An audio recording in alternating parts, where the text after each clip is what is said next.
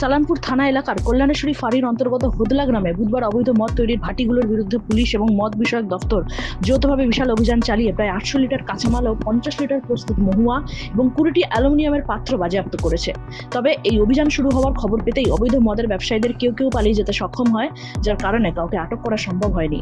ঘটনাস্থলে সালানপুর থানা এবং কল্যাণেশ্বরী ফাঁড়ির পুলিশ, বারাবণী মদ বিষয়ক দফতরের কর্মীরা যায়। এই সময় অনেক ভাটি ধ্বংস করা হয়।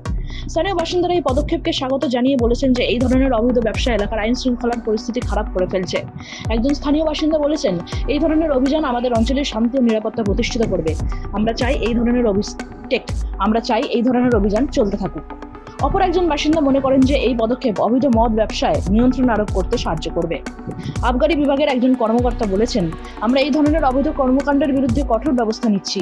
তদন্তের মাধ্যমে এতে জড়িত ব্যক্তিদের শনাক্ত করা হবে এবং আইনগতভাবে ব্যবস্থা নেওয়া হবে। কল্যাণেশ্বরী থেকে রাহুল ত্রিয়ারির রিপোর্ট, এনএম নিউজ। আরও খবরের আপডেট পেতে সাবস্ক্রাইব করুন আমাদের ইউটিউব চ্যানেলটি আর বেল আইকনে ক্লিক করুন নোটিফিকেশনস পেতে।